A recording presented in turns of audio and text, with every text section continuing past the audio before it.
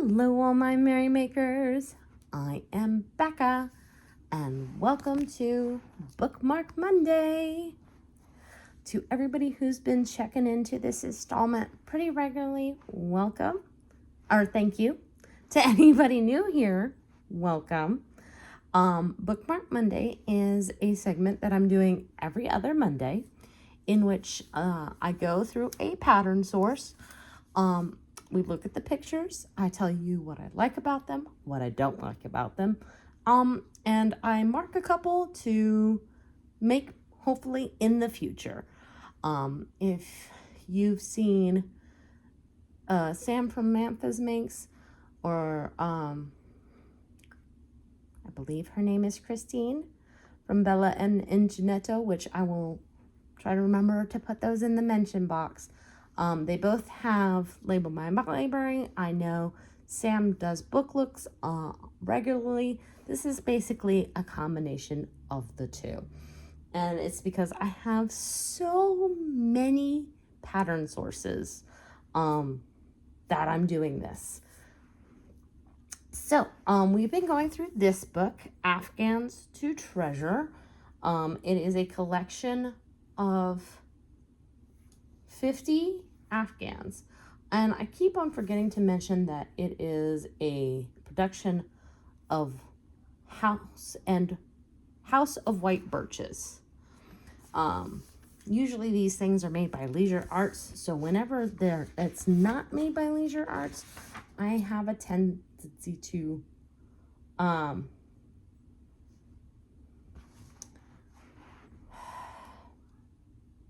point it out. Oh my goodness, my brain just went totally blank there. All right, so we have done both chapter 1 and chapter 2 of this book. So now we're going to chapter 3, which is called The Blessed Event, which, if you're not familiar, that's a reference to having a baby. So these are all going to be baby Afghans. All right.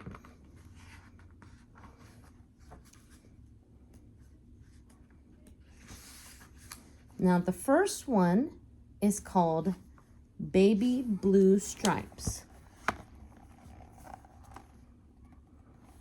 Now, that looks like a very easy pattern. It is called Skill Level Easy, and it does not have to be blue. It does give some suggestions on what colors to use, but you can choose a neutral color, you can choose pink, you can choose a variegated, whatever your little heart desires. And let's just see, let me take a look. Yeah, it's basically maybe a 4-row repeat. So, and most of that is just switching between the two colors. So I would say that this is a really easy pattern. Do I see myself making something like this? I mean, if somebody asked me to make this, of course I would make this. I'd be like, sure, what colors would you like? And you know, $80 please, you know? This one is really cool in my opinion. This is called Rocking Horses, and I hope you can see the details on this, because it's not just the color stripes, which I think are a great way to blend both gender-specific colors with a gender-neutral color. But I hope you can see these baubles where you've got horses and you've got hearts, and I think there's like one more thing in there.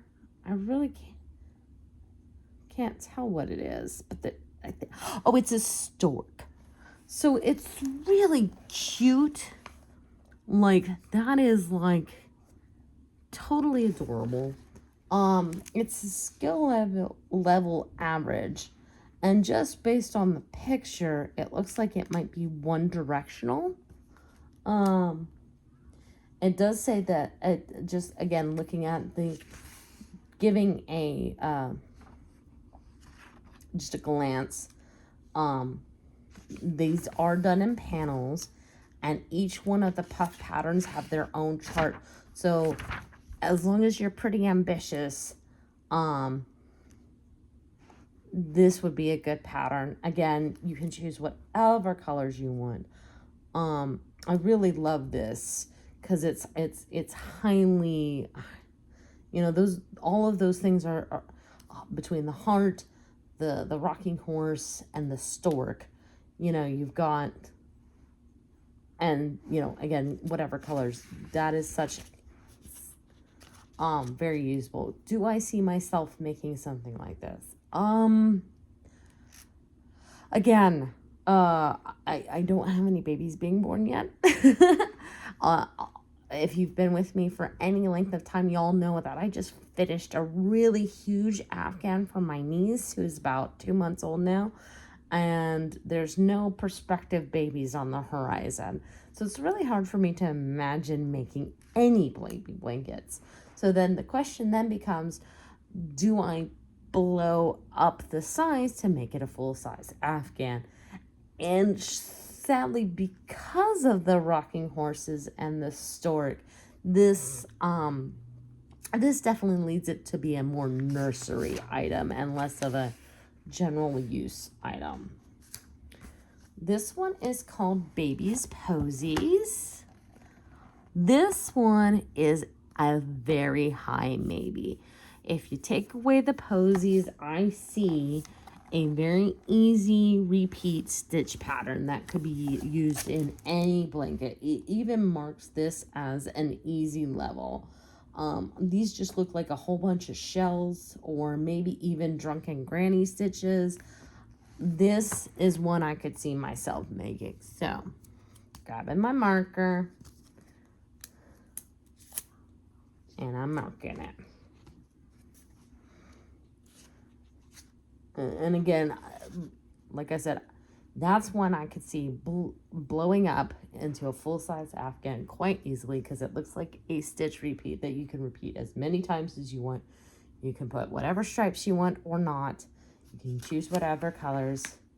And strangely enough, the one that's right after it is, you know, cut everything I said and paste, because look at this. This is called baby shells. This is definitely a shell stitch. Now, here they show it in wonderful pale yellow and light blue. Any color. You can make this all neutrals, and suddenly you've got a nice throw for your couch. So either one of those I could see making a full size one. This one is called Shells in the Round. And this one I'm not too fond of the picture they taken. You can't see the texture of the stitches as much. I have a feeling it's a it says skill level average, and although I do have a round Afghan somewhere in the depths of my works in progress graveyard, round Afghans aren't really a high called for item, because again, we sleep on rectangular objects, whether it's a bed or a couch. There's not very many round objects that are things that are slept in or cuddled on. So that's a maybe heading towards no. And then we've got some excess stitch notes from other patterns. Now, this one is called Soft as a Cloud, which is interesting to me because I don't see any clouds. I just see stripes. So how this feels is going to depend a lot on the yarn you choose, and how this looks is going to depend a lot on the yarn you choose. Could I see myself blowing this up into a larger Afghan? Absolutely. Especially if I had some Bernat blanket, because that would definitely make it soft as a cloud. What's the other one that's really soft? And that's not Bernat. It's super soft, and it's an acrylic versus a polyester, because some people can't do polyester. This one's called Candy Ripples. Again, a nice basic blanket that you could easily blow up because it's just a ripple stitch, which we all love ripple stitch. Well, I'm speaking for you guys. I love a good ripple stitch. In fact, for the longest time, when I was crocheting, all I wanted to do was ripple stitches. Could I see myself making this? Oh, of course. Yes, and especially blowing it up. You know, I mean, and I like the little holes to give it a little bit of definition. So, am I gonna put I might put another marker there. Yeah, let's put another marker there because that's the end of Blessed Advent. That went a lot quicker than I expected. So,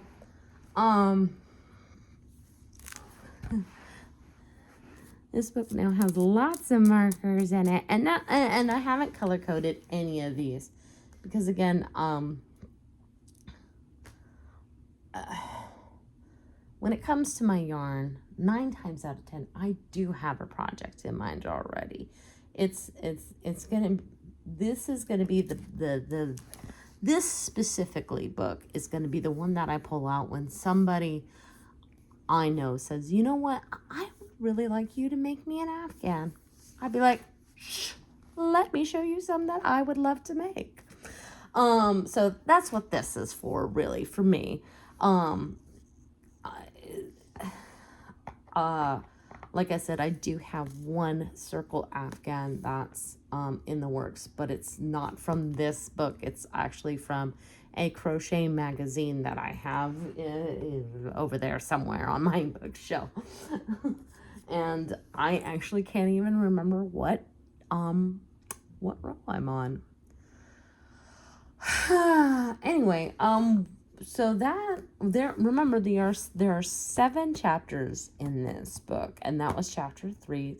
So if you know, depending on which way you slice 7, we're about halfway through. Never thought that sentence would come out of my mouth. I'm hoping you're enjoying Bookmark Monday. If you have a suggestion of a pattern source or even a pattern book, I'd love to hear it. Hear your comments. Love to hear from you, just period. Make sure you like the video, especially if you're a subscriber. That way the evil YouTube overlords don't unsubscribe you from my channel against your will. I would love for you to share this video so that my channel can grow. I think I saw that I was right around 500 subscribers. You know, one of these days I might throw a party. I'm still dealing with, I still have boxes, guys. I still have boxes. I'm sorry. I still have boxes to unpack. And me breaking my ankle did not help things anyway. I hope I see you on Thursday, and until then, make what makes you merry. Ciao.